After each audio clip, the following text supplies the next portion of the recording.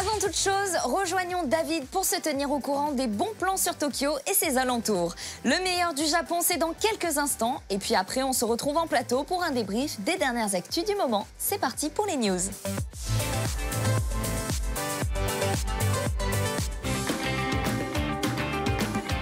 Konnichiwa, salut à tous. Aujourd'hui, nous sommes à Nakano, à l'ouest de Tokyo, et je vous emmène à la Hitsuji Festa. Alors, nous sommes au milieu du parc Nakano Central Park, et Hitsuji en japonais ça veut dire mouton. Et j'avoue, j'ai été très surpris quand j'ai vu ça sur internet, un événement entièrement dédié à la viande de mouton et d'agneau au Japon. C'est surprenant parce que ça n'est pas du tout la viande la plus consommée ici. Bon, je commence avec du très classique, les célèbres yakitori, brochettes de viande grillée à la japonaise. Là, en l'occurrence, il s'agit de viande d'épaule de mouton et ils ont rajouté du sésame et du togarashi, épices japonaises. Du coup, c'est très épicé, mais c'est tout de même délicieux. Et à côté, une sorte de crêpe qui en fait est faite avec la même pâte qui sert à faire les célèbres gyoza.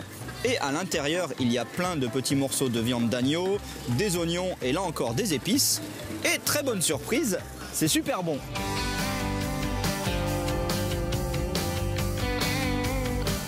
J'enchaîne avec une grosse plâtrée de yakisoba. Alors les yakisoba, ce sont des nouilles grillées à la japonaise. Et dedans, il y a plein de légumes. Vous voyez des carottes, du chou, des poivrons, de la ciboulette. Il y a également des œufs.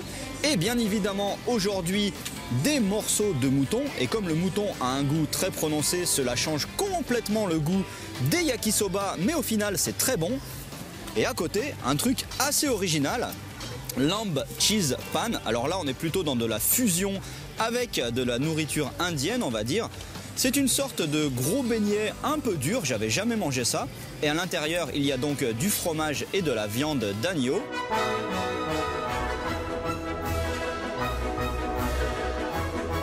Bon, problème technique, je voulais vous montrer d'autres plats à base de mouton, mais il ne reste plus rien à manger. Du coup, je me rabats sur le festival d'en face, qui est consacré à l'archipel le plus au sud du Japon, Okinawa, mais aussi à l'île la plus au nord du Japon, Hokkaido.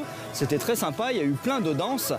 Mais même problème, c'est incroyable, il ne reste plus rien à manger, donc le seul truc qui reste, c'est ça s'appelle Imoshito, c'est une variété de pommes de terre de l'île d'Hokkaido et la préparation est assez spéciale, du coup la consistance est assez mochi-mochi, un peu gluante, mais c'est très bon. Voilà, j'ai bien fait de faire un saut au festival d'en face. L'ambiance était super, ça s'est fini en une espèce de gros stuff où tout le monde dansait tous ensemble, même les spectateurs, c'était génial. Allez, à plus, ja, ne.